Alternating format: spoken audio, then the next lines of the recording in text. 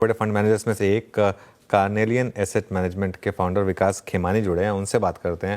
विकास जी, good morning. सबसे पहले नव वर्ष की बहुत बहुत शुभकामनाएं। बताइए 2025 क्या कह रही है आपकी क्रिस्टल बॉल, कैसा रह सकता है ये साल और क्या निवेशक एक्सपेक्ट करें इस साल? गुड मॉर्निंग अनुज। सबसे पहले तो आपको, आपकी पूरी टीम को और सारे सारे दर्शकों को 2025 की बहुत बहुत शुभकामनाएं। आने वाला साल सबके लिए मंगलमय हो, शुभ हो और लाभदायक हो, ऐसी मेरी शुभकामनाएं। सो देखिए अनुज, जैसा है कि हमने 2024 एक जो है बहुत शानदार साल रहा है रिटर्न्स के पर्सपेक्टिव से। और पिछले 3-4 साल भी बहुत अच्छा माहौल रहा है, अच्छा परफॉर्मेंस रहा है मार्केट्स का। इन्वेस्टर्स ने काफी बढ़िया कमाई की है।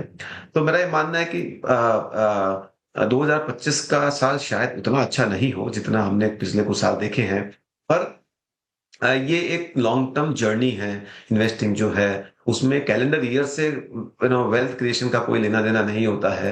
ये तो एक लॉन्ग पीरियड के अंदर वेल्थ क्रिएशन जो होनी होती है वो होती है।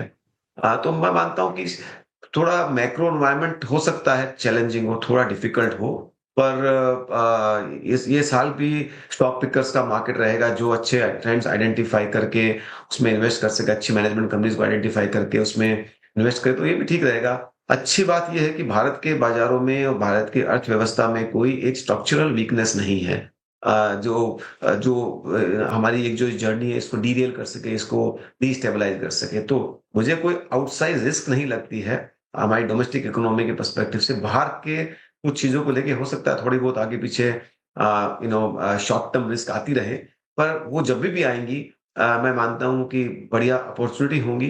तो ये साल को हमें यही देखना चाहिए कि ये साल इतना स्मूथ नहीं होगा जितना शायद पिछला साल हो, बट रिटर्न एक्सपेक्टेशन कम रखें और उस पर्सपेक्टिव से इन्वेस्ट करते रहे और इन्वेस्टेड रहे।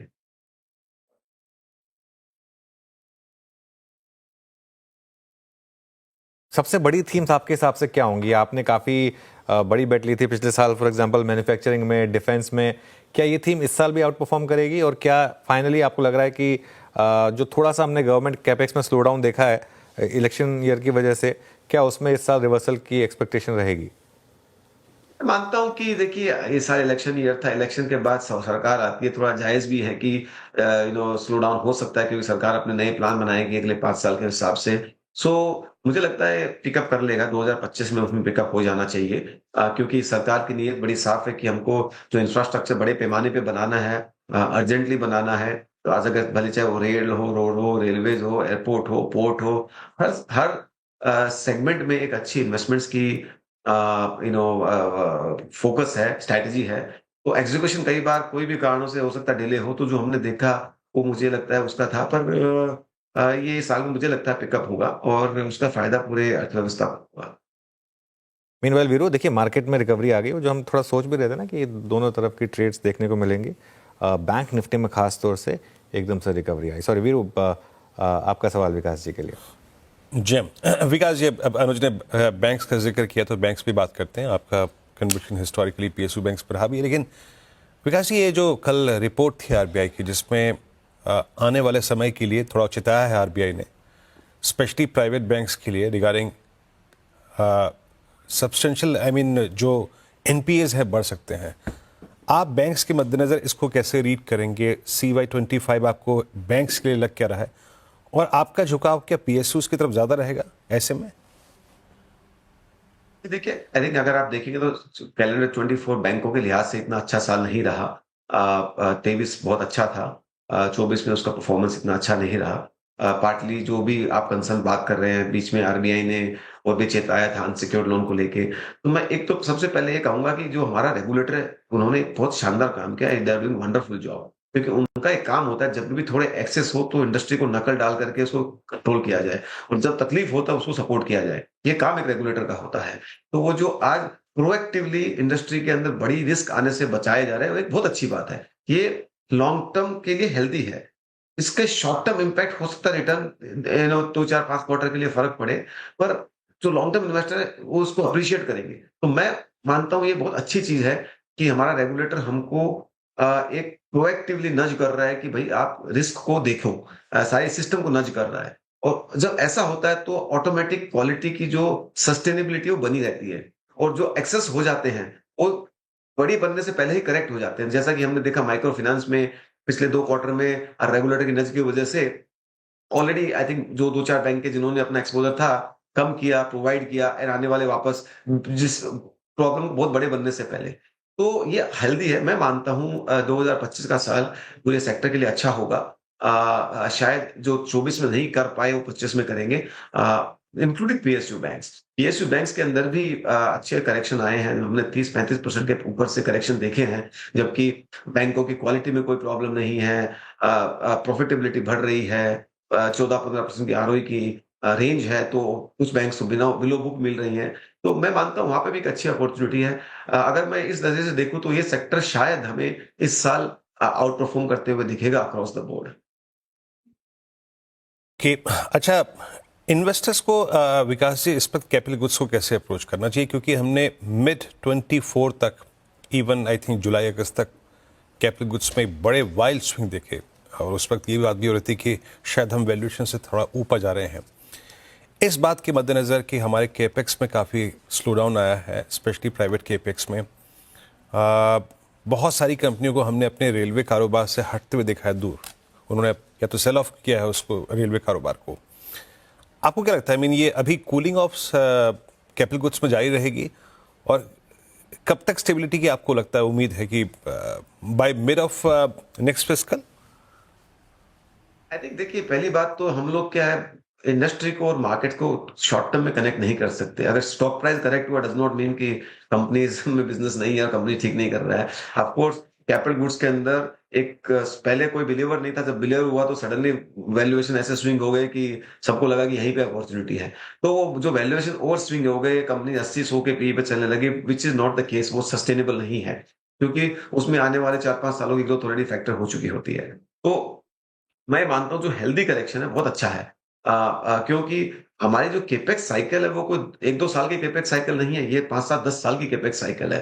तो मेरे को ओवरऑल सेगमेंट में पूरा कन्विक्शन है, और जो करेक्शन है बहुत अच्छा करेक्शन है। अगर आप देखेंगे कुछ स्टॉक्स जैसे आप अपने स्क्रीन पे एल&टी दिखा रहे हैं, काफ़ी टाइम से कंसोलिडेट हो रहा है। नाउ तो बहुत अच्छी बात है, क्योंकि ये अच्छे इन्वेस्टेबल के मौके हैं, अपॉर्चुनिटीज़ हैं। सेक्टर तो चलेगा अगर इंडिया में इंफ्रास्ट्रक्चर बिल्ड होना है, अगर इंडिया में फैक्ट्रीज बननी है, इंडिया में मैन्युफैक्चरिंग होना है, करेंगे कौन? It biggest beneficiary is the capital good sector, both equipment and the doers. So मैं मानता हूं कि अगेन सेक्टरल बेसिस बोलना एक डायरेक्शन में अच्छा है, बट इवेंचुअली हमको जाके अच्छी कंपनी राइट वैल्यूएशन पे ढूंढनी पड़ेगी। तो पैसा बनने के लिए सेक्टर में बहुत जगह है, और जहां जहां करेक्शन होता है मैं तो ये कहूंगा इवेल्युएट कीजिए वेदर उनका रिस्क रिवॉर्ड आपके फेवर में है कि नहीं है, पर ये सेगमेंट प्रॉमिसिंग है। बिल्कुल।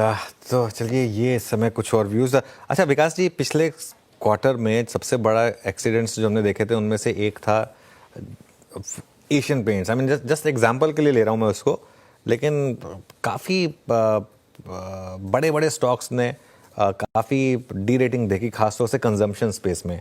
यहाँ पर कुछ इंप्रूवमेंट के साइंस इस साल देखेंगे क्या आपके हिसाब से? देखिए ये एशियन पेंट, अगर मैं कुछ एक पर्टिकुलर कंपनी का स्पेसिफिक नहीं बोल रहा हूँ, जो कुछ सेगमेंट ऑफ स्टॉक्स थे जिनको क्वालिटी स्टॉक बता दिया गया कि क्वालिटी मतलब यही, वो क्वालिटी स्टॉक एक जब इकोनॉमी खराब तरीके से गुजर रही 2012 से 17-18 के बीच में, तब ये चले आप बोले डिफेंसिव कह लो या फिर उस चक्कर में रीरेट हो गए।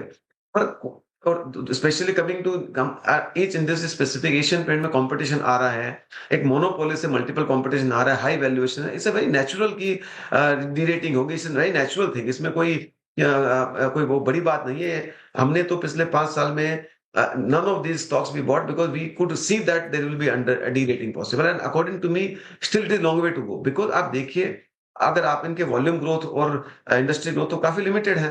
तो मैं मानता हूं कि there are better risk reward opportunities available elsewhere in the market than remaining invested to these companies. They are wonderful companies, no doubt about it. They have created significant wealth over the years, but they may not be in a particular phase of period. They may not be great investments. So that is where I think investors have to be discerning about कि कहाँ पे पैसा लगाना चाहिए, कहाँ पे नहीं लगाना चाहिए.